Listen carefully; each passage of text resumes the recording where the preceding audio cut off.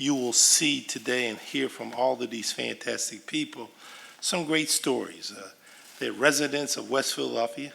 That's where you are in this area. And they just have, I was just talking to them in the back, and they have some fantastic things. And I think this is a great opportunity you have to hear. And Tiffany, who I told her, don't be bashful. The vice president doesn't bite you. I told her, don't be bashful. You get your chance and speak your mind. So Tiffany, you want to start? Tell them what you was telling me in the back room when you saying the vice president. Hi, how are you? Hi, Tiffany, how are you? I am wonderful. So as Congressman Evans said, my name is Tiffany Easley. I am the owner of Envy My Eyewear, which is a full-service optical store in West Philadelphia. As well as having my business in West Philadelphia, I'm also a resident of West Philadelphia. We've been in operation now for about 3.5 years. Yeah, Yeah. Okay. Okay, we've been in operations for about 3.5 years now. And I have a lot of ideas of what should happen in West Philadelphia as far as small businesses. I'd like to hear them. I'm looking forward to hearing them. Tamika, you be ready, right? Tamika also is on the front line.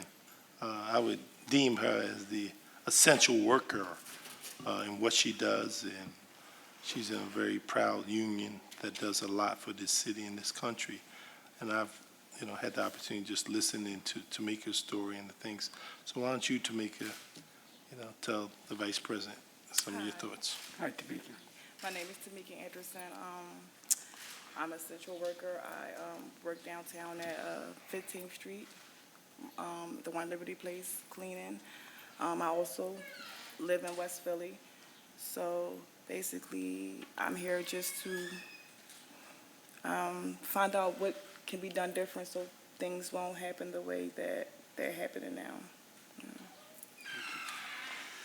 now. Vice President, here's someone who's not a stranger. We have known each other for, I won't say how many years, but we've known each other a lot.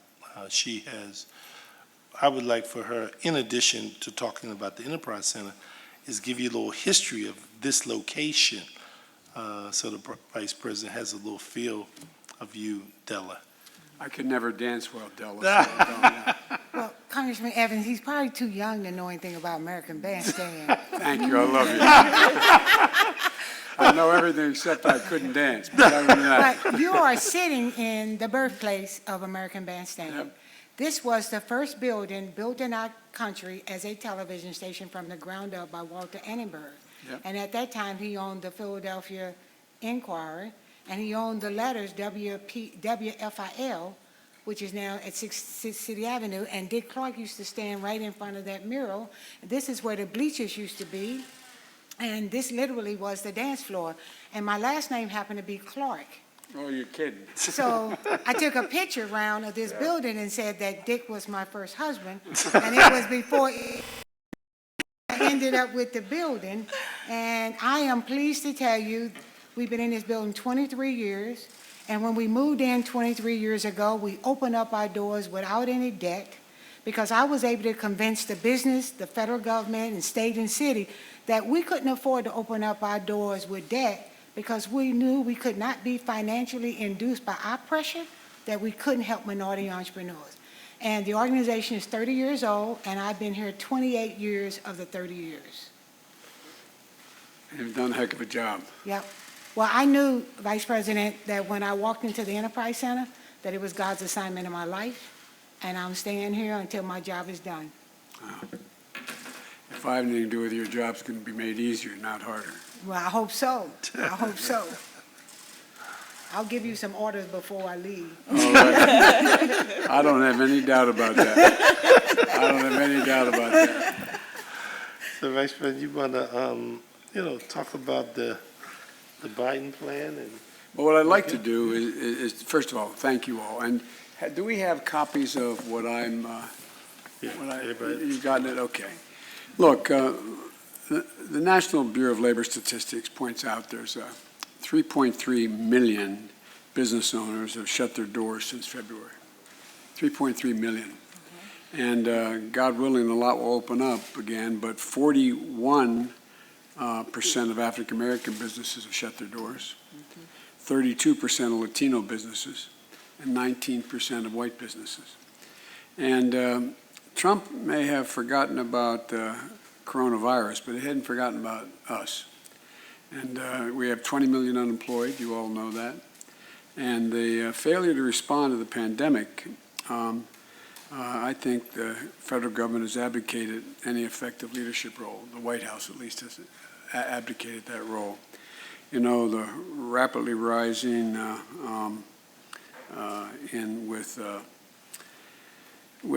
I don't know, his just inability to focus on any federal responsibility.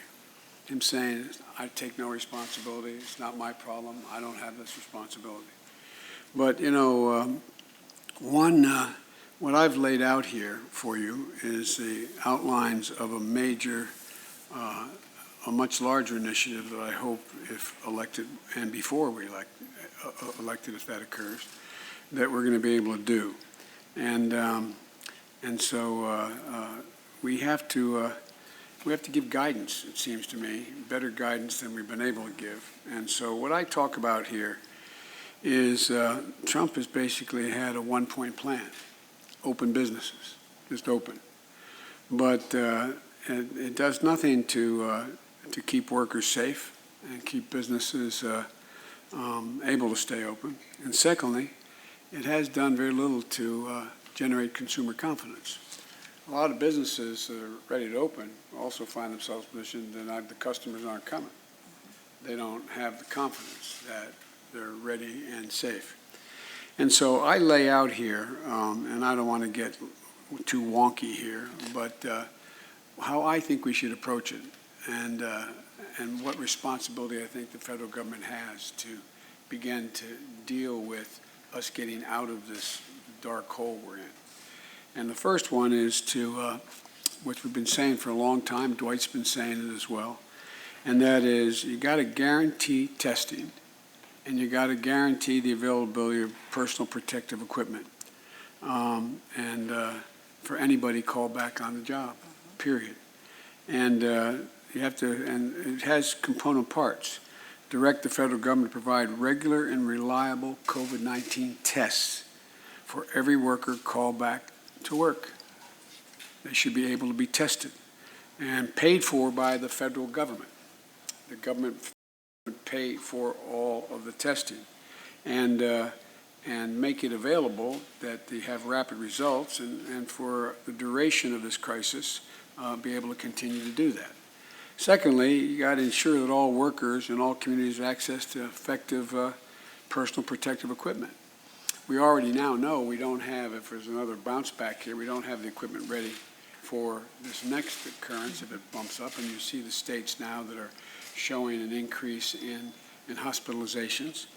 And so, you know, you have to make sure we may have access to effective personal protective equipment across the board. And no worker should be forced to give up benefits and return to work in unsafe conditions unless they're able to have the protective care available to them. And third part of that guaranteeing testing and personal protective equipment is we have to ensure workers and unions have a voice in reopening plans. These decisions by tribal governments as well. You know, I've laid out a detailed plan, which I won't go into now, but we have to be able to deal, I think we should establish, and I will establish, what we call a pandemic testing board, not unlike what Roosevelt did in a different circumstance, a national testing board during the Depression, to surge testing nationwide and ramp up the production and fair distribution of the PPE. The federal government still hasn't taken responsibility for where that equipment goes, how it gets there. We should have from the beginning. I think Dwight joined me, or I joined Dwight 3 months ago, saying we should have essentially a commander, just like all military equipment, there's a supply officer, knows where it has to get, who needs it, where it goes. We need the same kind of supply officer nationally to know where the need is and what equipment is needed and how to get it to people that need that equipment. And parenthetically, I think what we should be doing right now is, were I in office, I would be taking $25 billion, putting essentially a vaccine czar in charge. When, God willing, we get this vaccine, how will it be distributed? Where will it go? How will it get there? How will we guarantee that it will be able to be distributed in a way that all Americans have equal access to it? Because the same thing's going to happen. Let's, God willing, we get a vaccine. Maybe one, if God was great, maybe even in the fall.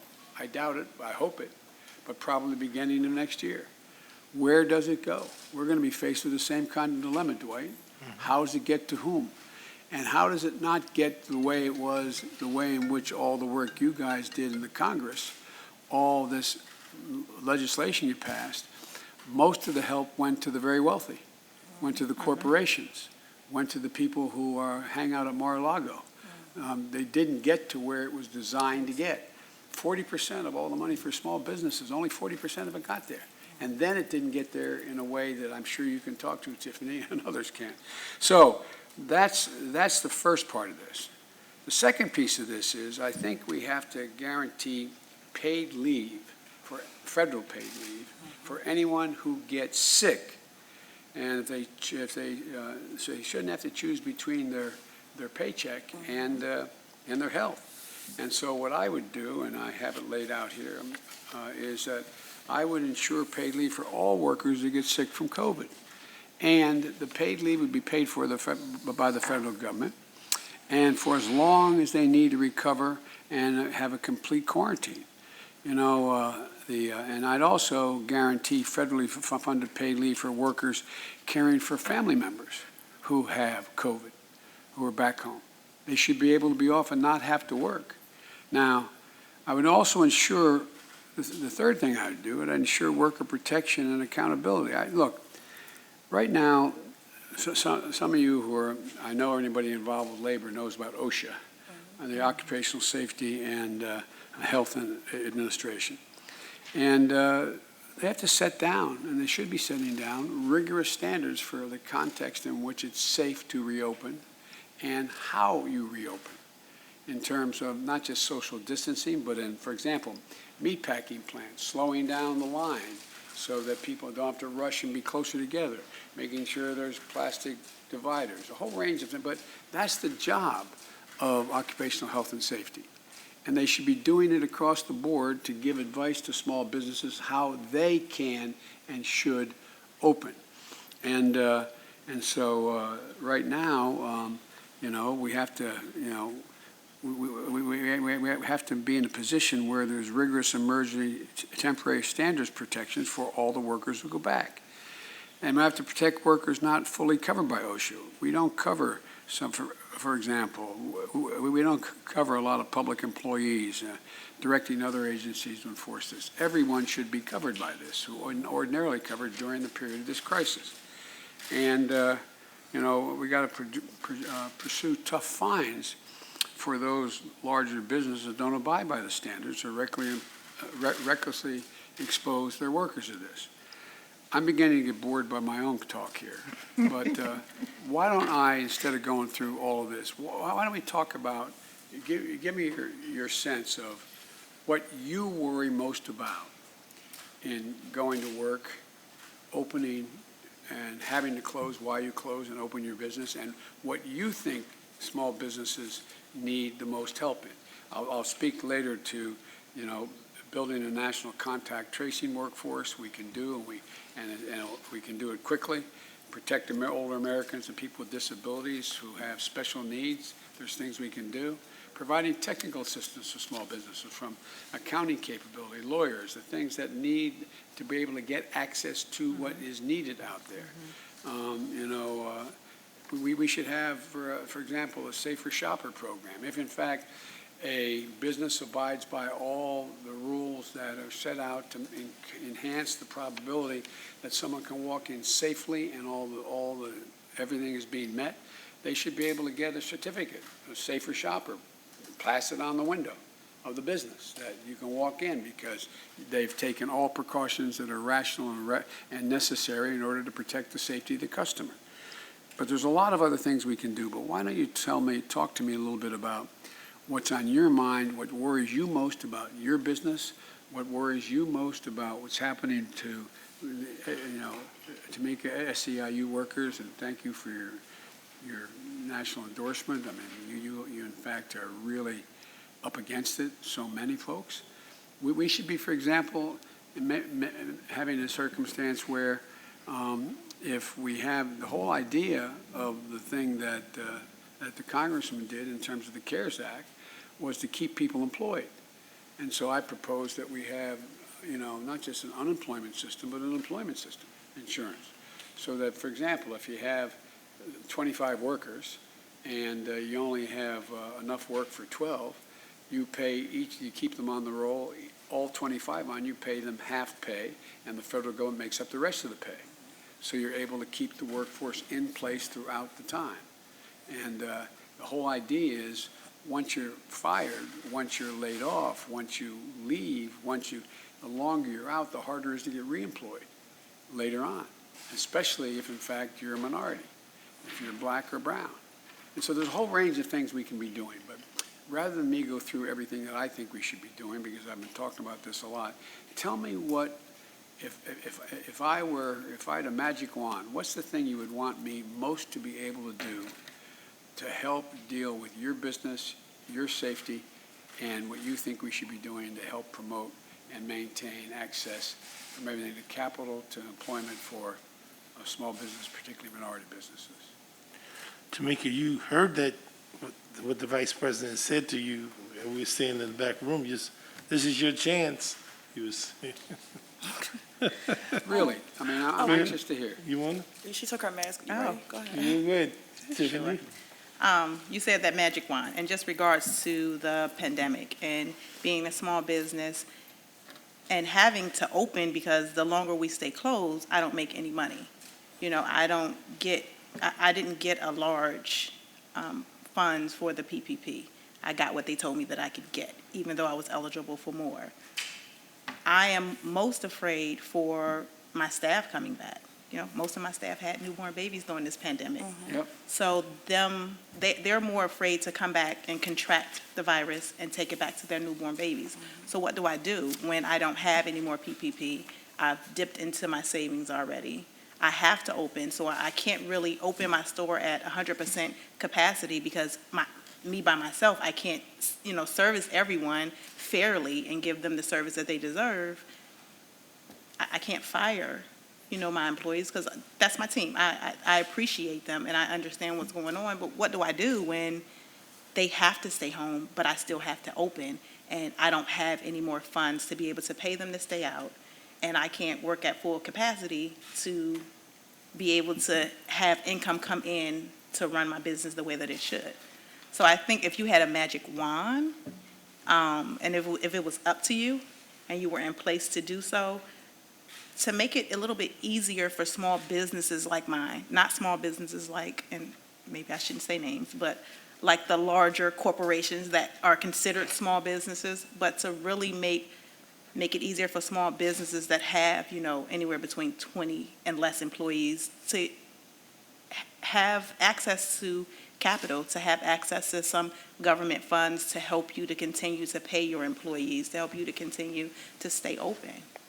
Let me ask you a question. How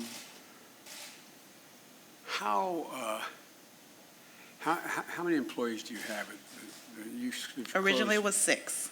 6, but how many you've closed? You have 3 outlets? And you've I have closed 2 and I had to close 1. Close 1. And how many were at that outlet? Did you have? So the one that I had to close, it was 3 employees. Right. Now, what is the overhead beyond salary? I mean, in terms of rent, you don't have to give me a number, but did you have enough money for rent, for improvements you needed to make to be able to cope with the COVID, to be able to? Absolutely Right. not. And did you seek any help in getting grants to be able to do that? I did. And what happened there? I was able to get a grant, and I was able to get a loan. I was able to get a loan from the Enterprise Center, and I was able to get a grant.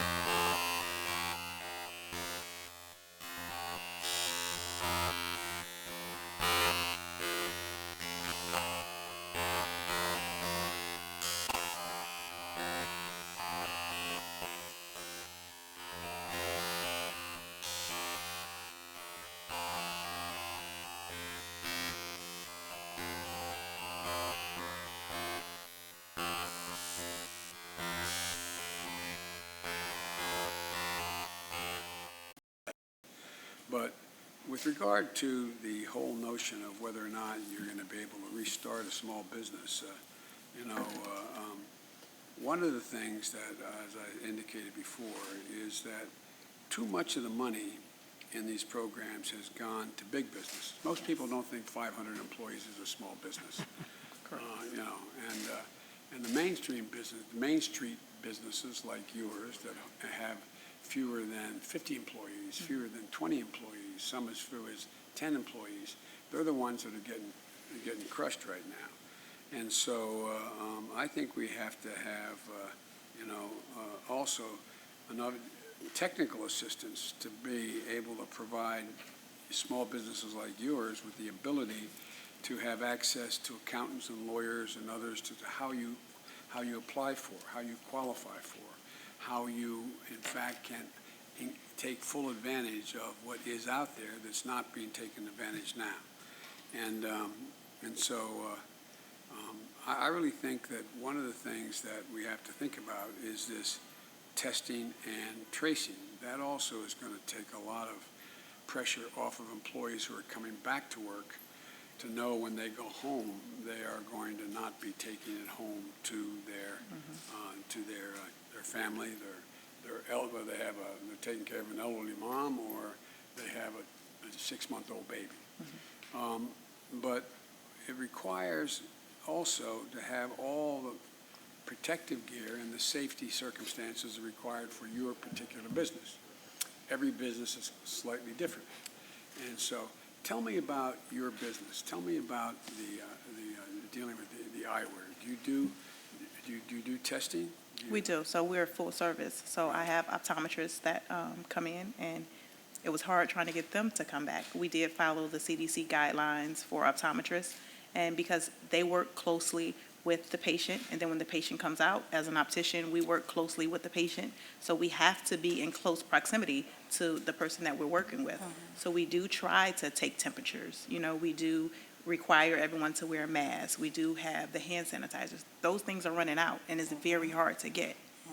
When I need the supplies of hand sanitizer, now I'm going to the store, and an 8-ounce bottle is $15. When I need to buy 10 bottles of that to last me throughout the month, because not only do I have to supply for my employees, I also need to supply for my patients or my customers that also come in.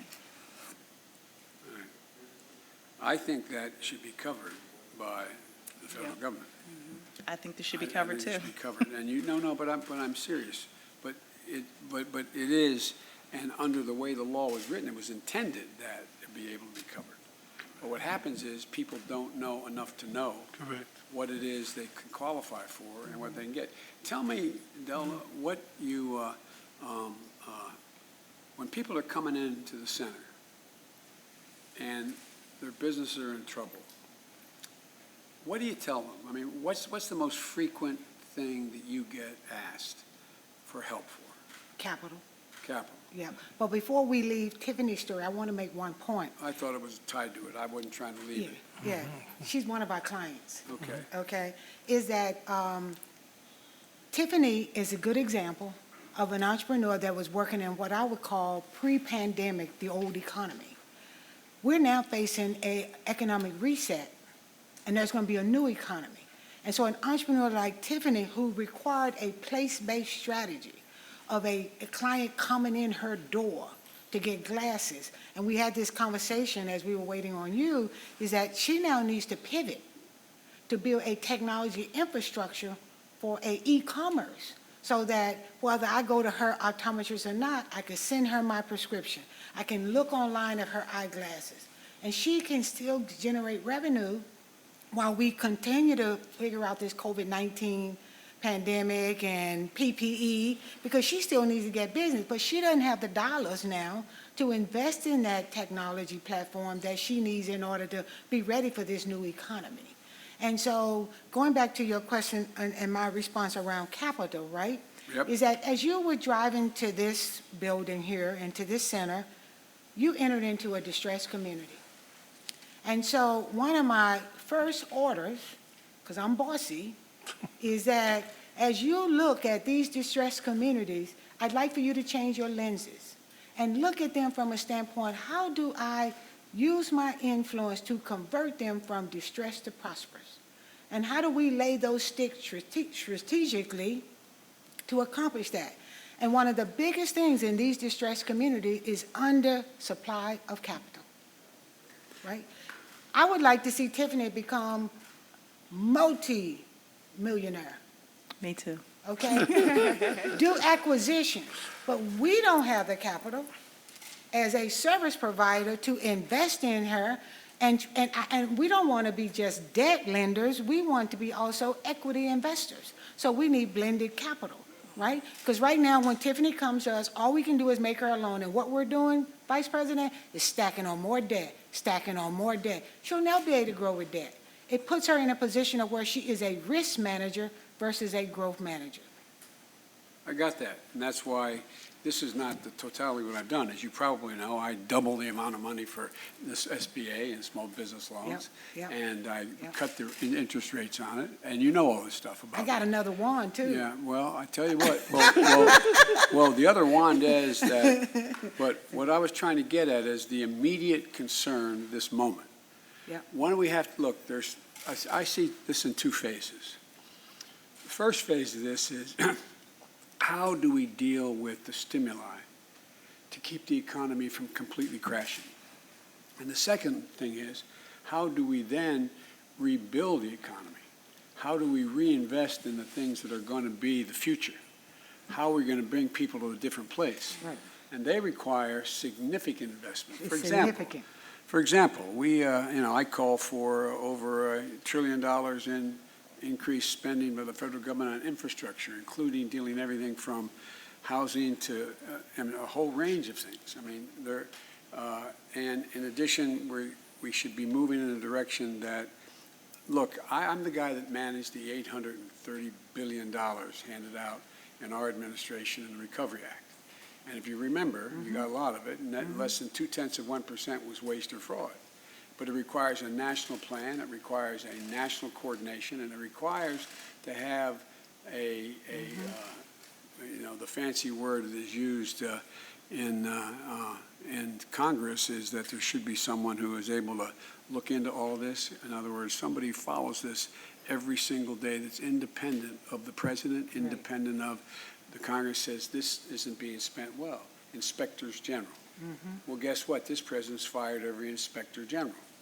First thing I'm going to do as President of the United States, if I end up being President of the United States, is hire an inspector general to go back and look at the entire $2 trillion you guys appropriated and spend the time with a fine-tooth comb going through who got it, who cheated, who in fact didn't deserve it, and pay them back and get it paid back, and or go after them for violations of the law if they violated. And that includes a whole range. We got to build a new economy. For example, one of the things that is going to be necessary is for you to be in a position to be able to just right now, if you just had, the ability to have considerably more telemarketing than what you have right now. I don't know whether you have that capacity now. But what I'm talking about today is the immediate need to keep bread on the table, to keep people employed, so that when the economy does begin to come back and we do all these larger things, which I'll send you a 60-page copy of what I'm proposing, is that people are still alive. People are still, we haven't broken up more families. We haven't put people in a position where they're in debt for so long they can never get out. We haven't put people in a position where they, in fact, have given up and become very depressed. For example, one of the big things we're going to have to do, and I know you know it, is significantly increase access to mental health. Significantly increase access to mental health, not just for African Americans, across the board. And so there's a whole range of those things. But in the meantime, for example, what we should be able to do is make sure that everybody, for example, has access to housing. Everybody, for example, if, we got to learn how to allow people to accumulate wealth. How do they accumulate wealth? They accumulate wealth, the vast majority of people, through investments in their home. They build equity in their homes. If, for example, the homes of African Americans were valued at the same number that the white home, the same exact home, was valued at, because of the prejudice that exists, it's not, it would be $1 billion it'd be $154 billion more wealth among African-American communities, just by the valuation of homes. So there's a whole range of those things, but what I'm trying to figure out is how we keep people from drowning at the moment, at this moment. And for example, if you're gonna build, we're gonna go back to work. How do we go, like, for example, there are no standards. How we send kids back to school or daycare. None at all. What are we gonna do? We gotta lay that out now, because for example, I think every single solitary person out there who has a child should have child care. I think every single, paid for by the federal government, if they don't have the income. We were just discussing that with a friend of mine, that even my job, they're calling people back, but they're calling them on a Friday and say, report to work Monday. And like, what are they going to do with their kids now? Who's going to watch their kids? Who can afford to pay child care at this moment if they had someone to watch the kids? And so they're the things I think that we have to put in place now to get us to survive through this, to get people so they all aren't drowning, so we don't end up in such despair and loss. But most of all, we're going to have spent probably by January, close to $3 trillion to try to save people from total bankruptcy or save people from absolutely having nothing to be able to provide for themselves or their families. And how do we get that done? How do we get that done? Because we have to then we're going to come in with the real genuine, what we call, rebuilding, the changing for the 21st century. For example, schooling. I'm sure people come into you right now. We're finding out that what we knew, I've been trying to get a $200 billion passed to be able to provide for high-speed internet for the entire country. Well, guess what? A lot of people don't have it. A significant number, particularly in rural areas, even more than in urban areas. But even in urban areas, at home schooling, how's that work if you don't have a computer? Good. How's that if you don't? So No. what are we going to do about that? Because what's happening is we're going to find people further and further and further behind. And so from my standpoint, the way I look at this is kind of in two phases. How do we keep people from falling off the cliff completely? Keep them on dry land up there, number one, and have them be able to move forward. And then how do we move them into a completely different circumstance than they were before? We have a chance to make significant institutional changes that exist out there. Like I said, we're one of the only civilized countries, industrialized countries in the world, I misspoke, industrialized countries in the world that does not have, child care, that does not have paid leave, that does not have all these things that people that affect their daily lives. And so there's a lot of institutional changes that we can and will make, and we lay them out. For example, the proposal I put forward, I'm not going to bore you with it, it doesn't affect your day-to-day operation right now, but the proposal I put forward, every expert looked at, it's going to create at least 10 million new jobs, 10 million new and high-paying jobs, not $6 an hour, $8 an hour, not even $15 an hour, but 48 or $50 an hour. For example, we're going to install in the first year that I'm president over 550,000 charging stations in every new highway. We're going to own the electric vehicle market. Why should that not be us? But that's not going to affect your eyeglass business today, this moment.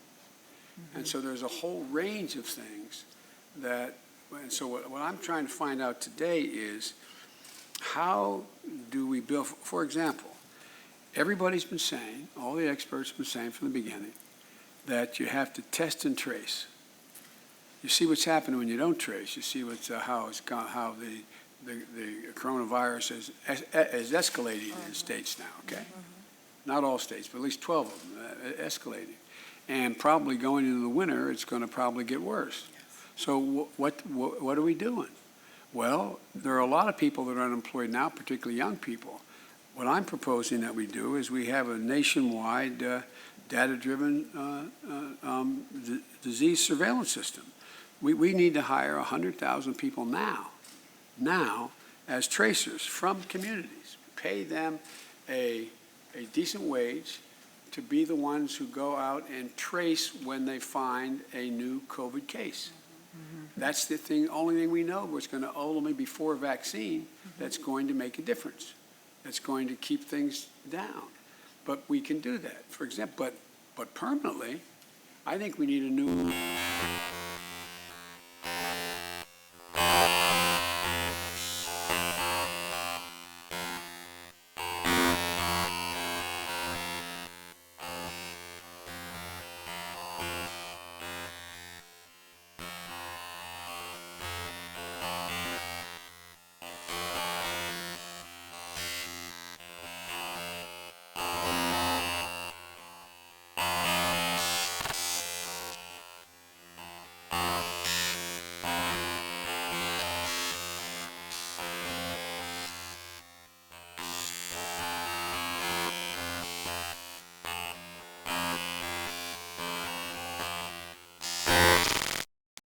You're going to be in a position now and be able to provide for what you do in terms of giving people. For example, we're finding out that a lot of optometrists are in trouble right now because people don't want to go in and put their eye up against that glass and have someone else looking that close to them, and and they're worried. Well, what can you do about that? There are things that can be done to increase diminish significantly the likelihood that you are going to be spreading the disease. Because even if everything worked and you had everything available, for example, what's your instinct is how many customers would come in right now if tomorrow you were able to say that you had no financial problems, you could have everybody back to work. You're going to have the same traffic you had before? No, definitely No. not. That's my point. So this is not, this is why I wanted to talk just bread and butter about immediate things that can be done. Even if she had no debt overhang, even if none of her employees had children back at home or were worried about spreading anything, people aren't going to come in. So what enables that? Not anybody, but aren't going to come in. What you can do, and you're right about near term, you could begin to be able to get help in terms of how you have a business where you can go online and say, send me your prescription, I can have it filled. This is how we'll do it. And tell me the doc that gave you the prescription and we will fill the prescription. We will in fact be able to do that. Or I need a new prescription, my doc tells me, and this is, so you can do a lot of, quote, telemedicine that way. But the first thing we have to do is, like, for example, the idea you get called back on a Friday, there's no one available on a Saturday, Sunday, or Monday, or a Tuesday, or a Wednesday, or Thursday, or Friday the next week to take care of the child. How do you get that done? Well, that's why I lay out here and I propose a significant child care capacity that we have to build, that we should build now and the government should be paying for as long as this crisis exists. And think of all the people who don't ask for testing. They're afraid to get tested, even if it's available to them, because of the cost. They think it's going to cost them something.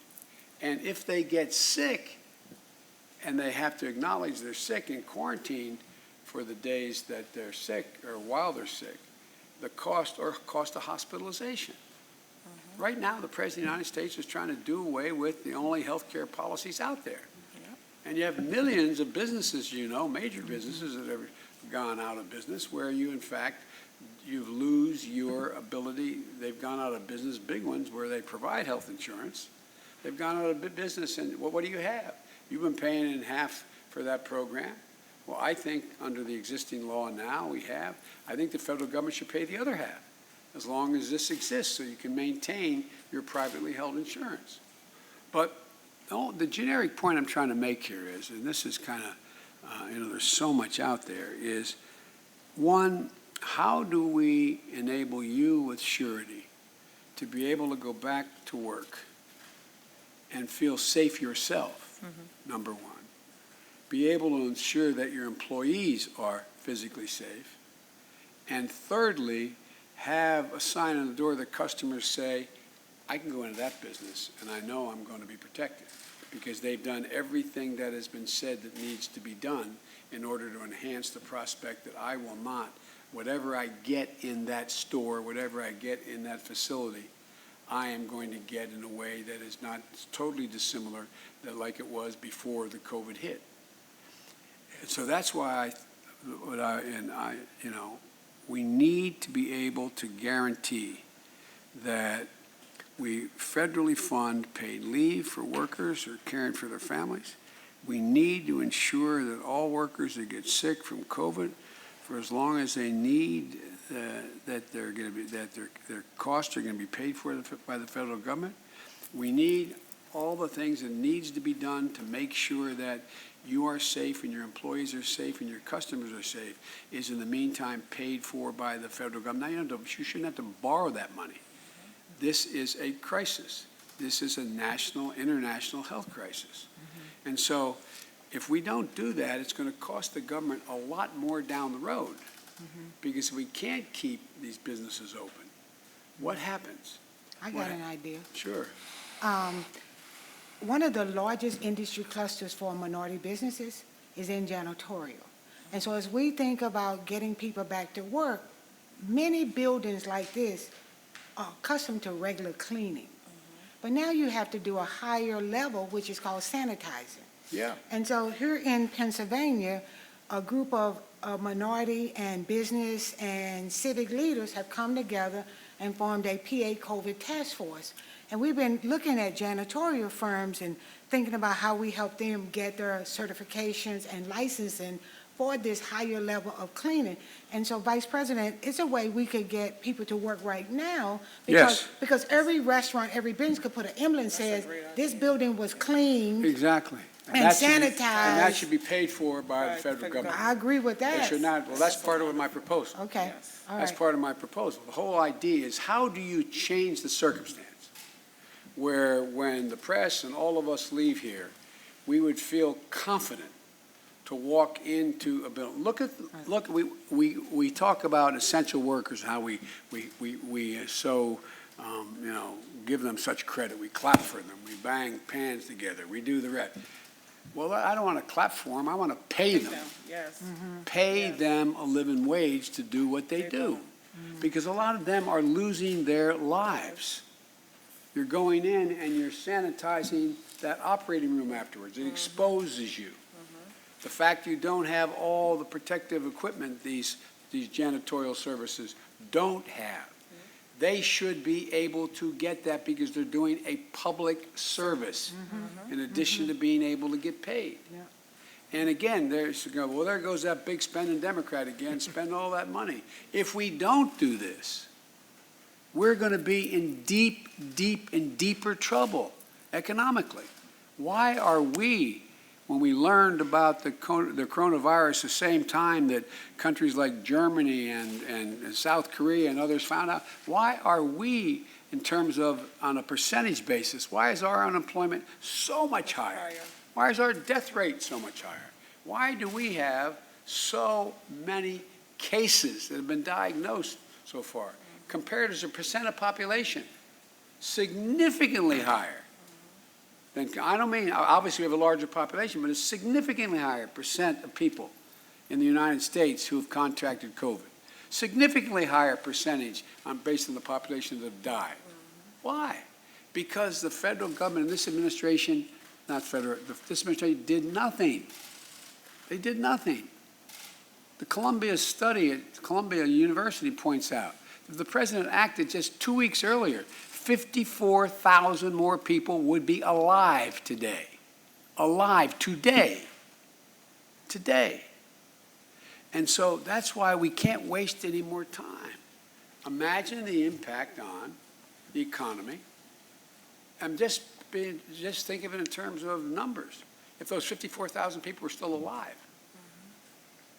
I mean, so the thing that, I think we have to create this Public Health Jobs Corps. Mr. Vice President, I think it was the Wall Street Journal said that 80% of Americans think that the country's out of control. So when you say about the soul of America, and you're in the district in West Philadelphia, where I said earlier, these are fantastic people. They're very passionate, and they feel like somewhat who's talking to them. So can you talk a little bit connected? Because at least me, I think when you talk about the soul of America, talk a little bit about that in context of what you're saying. Well, look, I know West Philly a little bit, not a lot. The only reason I know it a little bit is I have all granddaughters and grandkids that went to school here and lived up on 59th Street. Anyway, they don't know it well. I don't mean to imply I know it. Okay. But I do know the east side of Wilmington, Delaware, really, really well.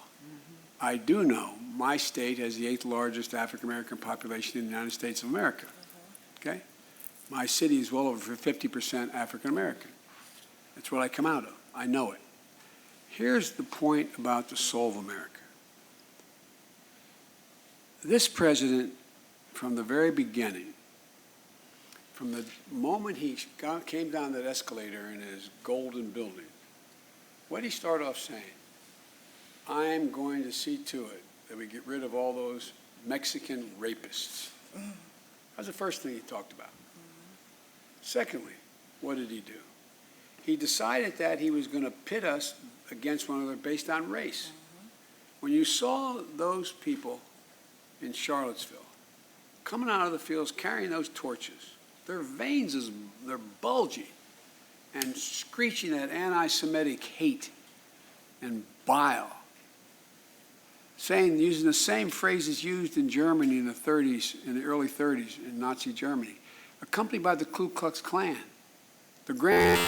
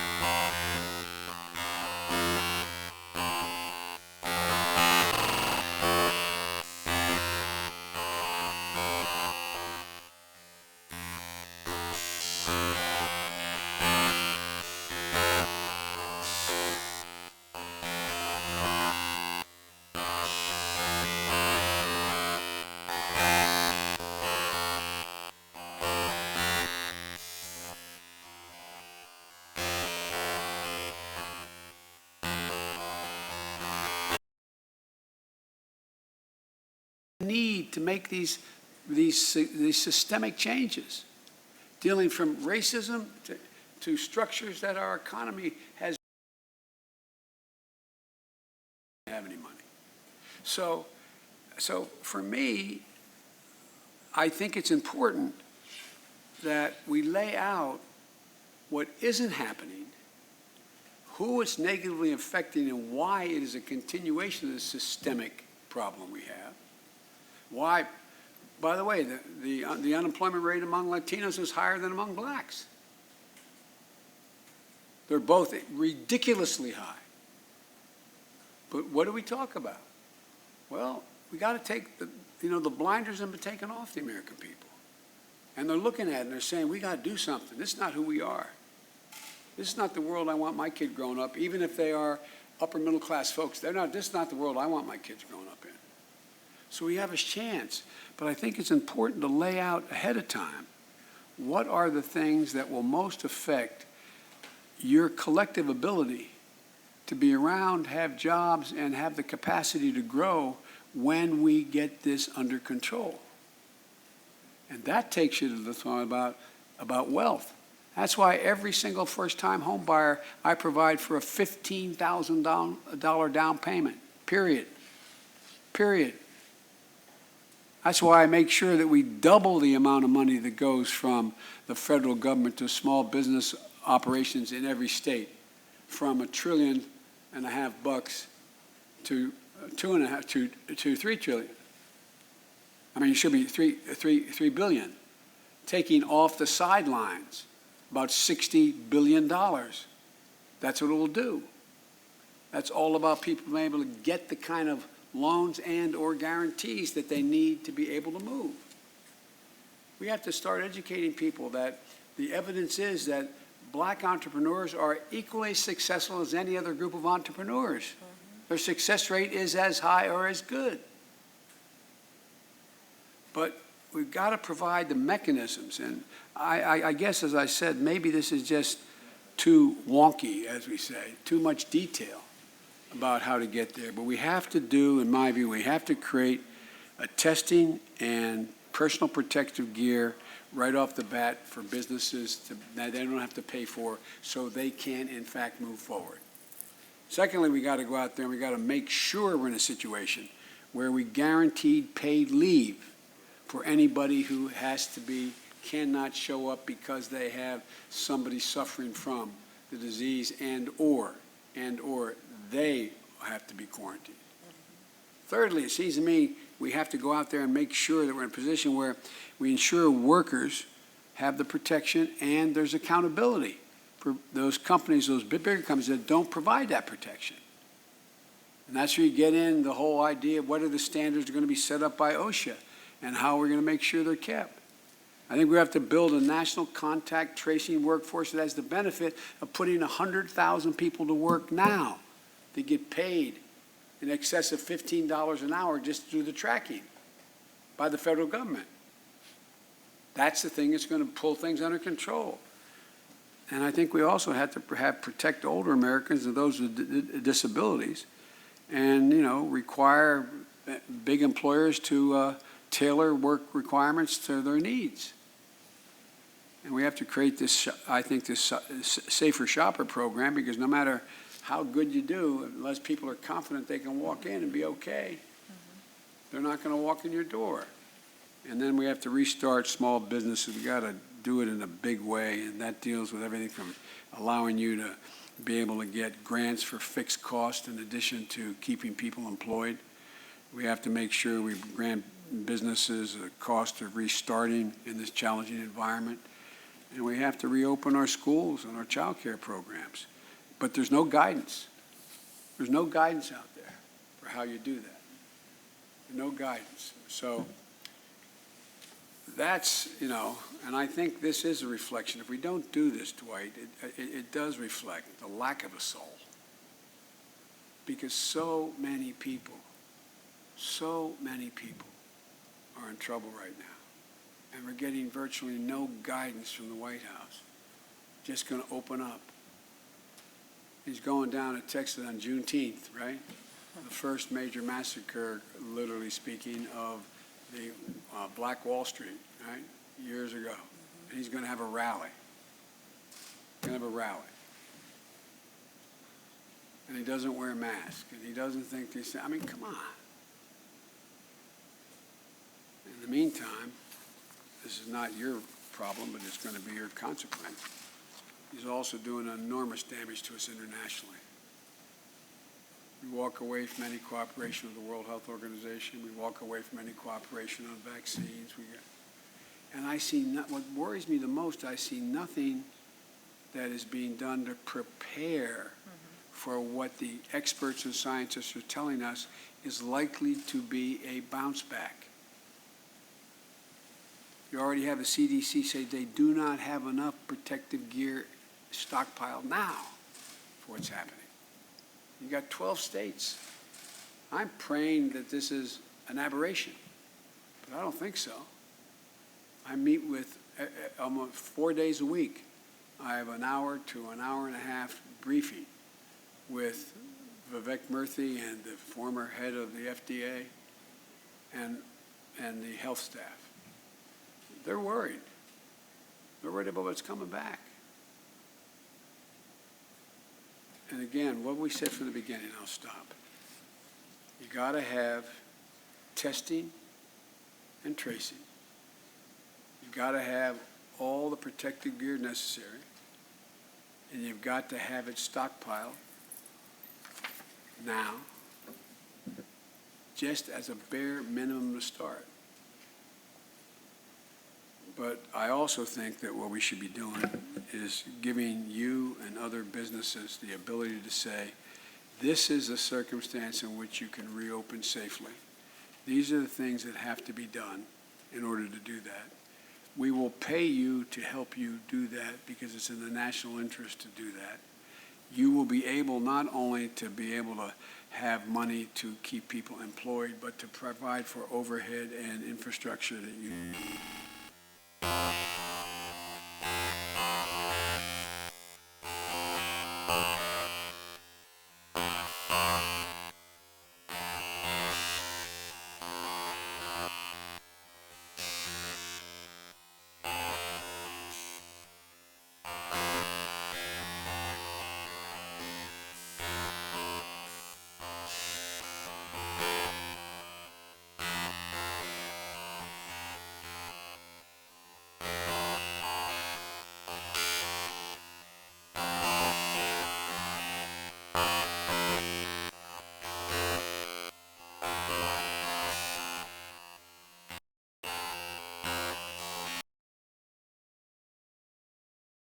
Impact on your bottom line and the number of people you have employed by, for example, having the equivalent of telemedicine for you being able to be online, you having the ability and you getting the technical expertise available to tell you how you do that. And that should be a federal government responsibility as well. Because again, it's all about having businesses be able to be open and employ people to generate economic growth. And I haven't even gotten into the things which are even larger. Access to housing, access to healthcare, access to so many other things that are just basic human necessities. But I've talked too much. Why don't I yield to you guys for anything you want to summarize and or ask me or me to do some research on?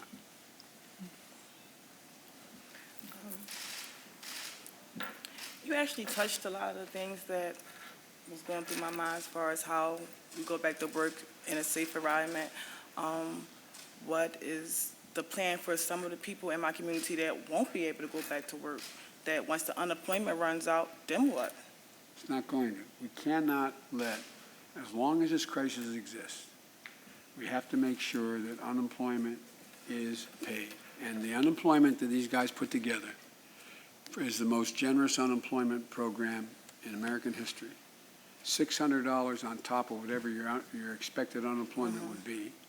But look at the states that have been so slow in getting it out. States like Florida and others that have been terrible. Your state's been better because it's required, they even put money in, $500 million in there to make sure that you could pull people from other parts of government and quickly train them how to deal with an unemployment claim.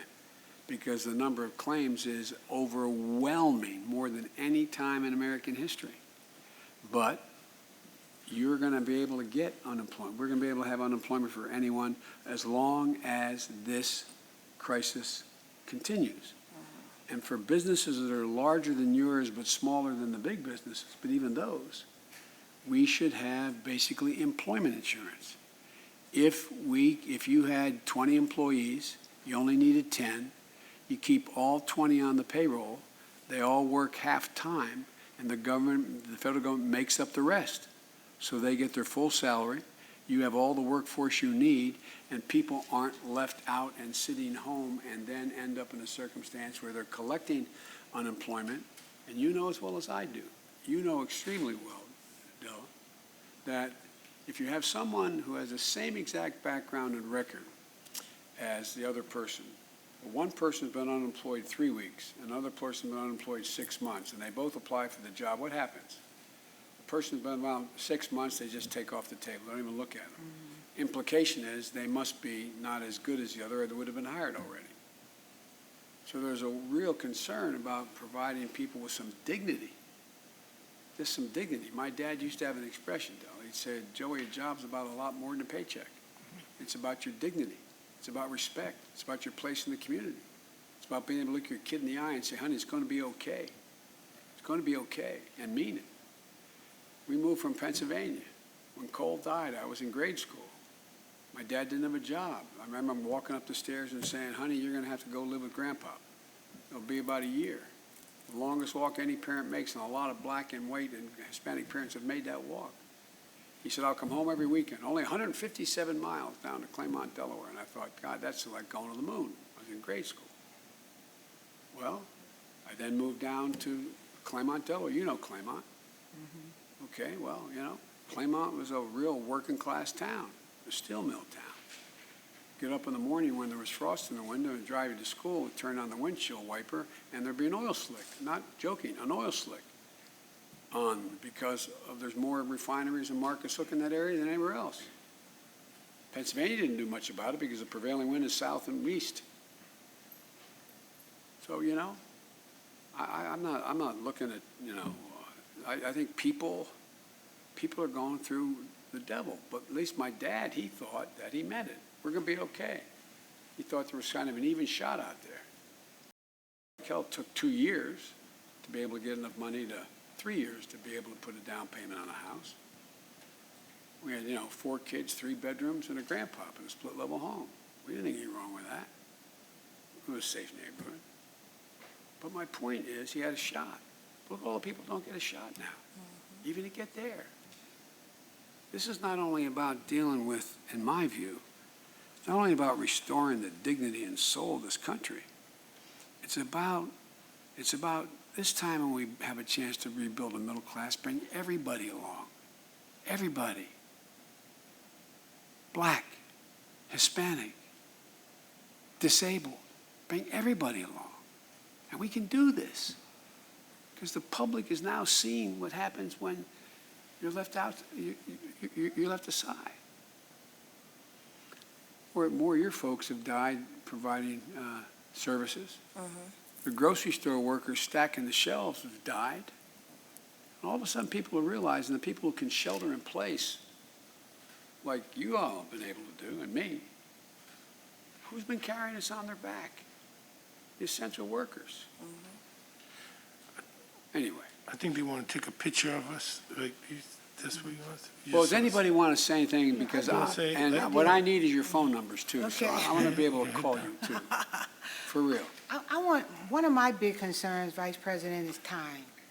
If you look at 3 months, and we've had approximately 41% of minority businesses shutter their doors. Yep. In another 3 months, because we're living with uncertainty about opening up doors, and whether it be PPP equipment or whatever we need, the clock is ticking. That's right. Right? And every month that go by that these small businesses are not able to generate revenue, not able to bring back or keep employees, it's just putting us further and further behind. And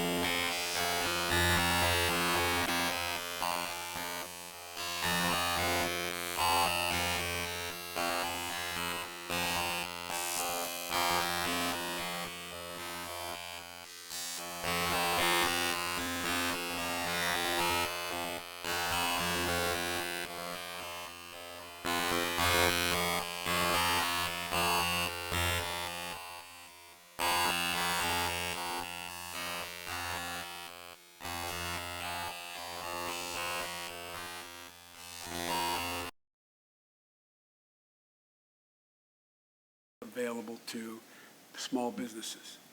The money is there. It's sitting there now. I'd like to know, yeah. Well, I guarantee you it is. I guarantee you it is. $2 trillion. But you have now a significant portion of it is going to the wrong people. Because either you don't have the capacity to know how to apply for it, or you have the capacity. For example, one of the things that happened when we started, and I'll end with this, one of the things when we started, when this program first passed, the first CARES Act, I said that we should, what I would propose the president do is I would have him use the Defense Production Act, which is a thing that allows him to designate an operation. You're going to shift from making, pajamas to making gowns for people in operating rooms. I said we should have someone oversee the large banks and where they're going to lend, because they never lend to small businesses. Never. So you go to a big bank, and I'm not going to mention any of them right now, but I can, and you say, and their loan is guaranteed. They're guaranteed. We bail them out. They're guaranteed. Okay? And so they're supposed to be the conduit. What do they say to you? Do you have an account here? Do you have an account? Do you have a credit card with us? How long you been doing business with us, et cetera? Well, what the hell? And I knew they don't like lending to small businesses. It's too tedious for them. It takes too much time. So they'd much rather have somebody come in, a major real estate developer of a Trump friend, and come in and lend them $58 million, give them $58 million under the program is easy to do. It's easy to do. And that's when Dwight and others went back and said, we're going to get community banks then involved. If you work in a community in West Philly, then you got to be able to lend in West Philly. Well, that's helped some. But the idea, the money's not getting there. And it was designed to get there. How many, Dwight, I can't remember how, maybe my staff remembers, but how much money is in the downtown small business fund? I forget the exact name of it. I forget how many $1 billion it is. As of last week, not a penny of it was loaned yet. Not a penny of it was put out there. There's a lot of money there now. And what we're pushing to do is make sure that this not only covers the employees you keep employed. If you're trying to keep someone on the payroll, you get paid to keep them on the payroll, number one. And number two, your overhead gets paid. Your overhead gets paid, whether or not you have a customer coming in. That was the intent of the program. So that while we built back the ability to show up and open up, that in fact you still had employees who were getting paid. And you were able to make it. So you didn't lose your business. How many people are losing their business because they're basically going bankrupt? They're going bankrupt. Think of all the people right now in West Philly who have a home who can't pay their mortgage now. Well, they should be guaranteed while this is going on, their mortgage gets paid. How about rent? Look at all the people now. They're sitting there and they're saying, okay, so I get a loan, but what happens when, in fact, 6 months from now I have a rent check, a rent bill that I have that is, I don't know, $6,000 or larger. Where do I get the money for that? And so that's what these programs were designed to do to help. And if you notice, you don't have any, it's going to sound self-serving, but when I was asked to take care of the Recovery Act in the Obama-Biden administration, it was over $80 billion we got out in less than 18 months. I was on the phone every single day. I spoke with over 156 mayors. Every governor but one, the woman from Alaska, could see Russia from her front porch. Okay. I tried, but she was not interested. All kidding aside. And they'd say, well, I'd say, we need this much money. I said, okay. And this is what we're going to do to increase employment. We're going to build, one guy said, we're going to build a polar bear park. I said, no. He said, under the law, I can do that. I said, yeah, you can, but it's going to make the program look silly. Here's the deal. If you build it, I'm going to come out and hold a press conference and say you're wasting money. You wouldn't do that. Try me. Try me. It takes moment to moment to moment care. But guess what? The money got to where it had to go. Kept all those teachers employed because the states couldn't pay for them. Kept all those firefighters on the job because they couldn't be paid for. Those first responders on the job because they couldn't be paid for. That's where it came from. But look what's happening now. This guy won't, Dwight's been trying to get money for state and local assistance because they all have balanced budgets. Correct. And what's happened? They're all going into gigantic debt and they can't borrow the money. And it's not happening. So there are answers. There are answers. And there are answers that are available right now. But, you know, this idea of somehow separating the COVID crisis from the jobless crisis is a fool's errand. They're tied together. Unless you deal with the COVID crisis, you're not going to be able to ultimately deal with the job crisis. And they're simultaneous. But like I said, even now, we have a, let me give you a few little points. Texas has reported the highest number of hospitalizations since the pandemic. Meanwhile, the White House task force on the pandemic has not even met since May the 28th. Okay, hadn't even met. And the testing czar, the guy who's supposed to be the czar to set up testing, is resigning. What is this? What in God's name are we talking about? So, you know, we got to be able, that old saying goes, walk and chew gum at the same time here. Because there's no reason why a woman who's as capable as you running a business should be in a position as a consequence of the failure of the president and the administration to be able to deal with this crisis, essentially going out of business and have nothing over your head. No reason. None. This money wasn't supposed to go to the Fortune 500 companies. And I mean, seriously. I'm not making them, they don't need it. But look at what's happening. So, anyway, what I'm going to do is I'm going to make up I'm going to send you a memo that lays out the specific things that I think we could do to promote small businesses, particularly minority-owned businesses, and make sure how we do it so you know what I'm talking about and what we do in the real recovery when we have to reinvest real money to create significantly new jobs. I'll send to you what we're doing relative to all the issues relating to the health and safety of SEIU workers. I mean, you represent everyone from nurses all the way down to sanitation workers, and what we do. And I'll send you, Tiffany, a layout of what I think, and I will get one of my experts on the phone with you to see how we can actually personally try to figure out how we can guide you to get to the programs that are available to you.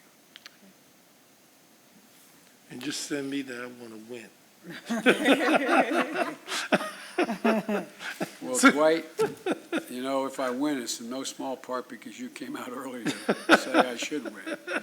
But look, I don't have, to state the obvious, all the answers. But the one thing I promise you I'll do, I'll take responsibility. No president that I've ever witnessed as a student of history has been smart enough to handle all the problems. When I make a mistake, I'll say it. I'll acknowledge it and fix it. And I think we just have to just take more responsibility in government. And the idea, like I said, the words of a president matter, no matter who the president is. The words of a president, no matter how competent or incompetent they are, can send a nation to war. They can bring peace. They can make the stock market rise or fall. Look what's happening now. Only thing he's been concerned about is the stock market.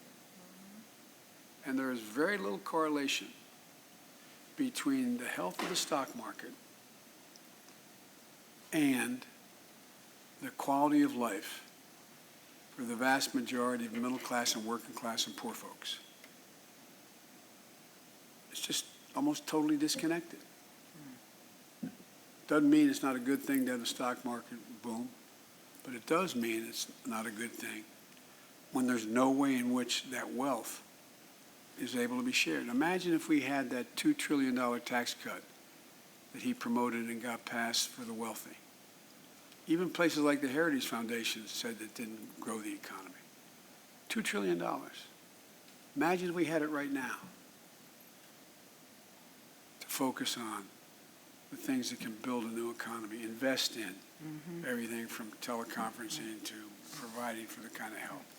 Vice President, I would love for you to wave your hand at Jeff Wickland back there. He's got that blue shirt. Jeff, stand up. Hey, Jeff, how are you?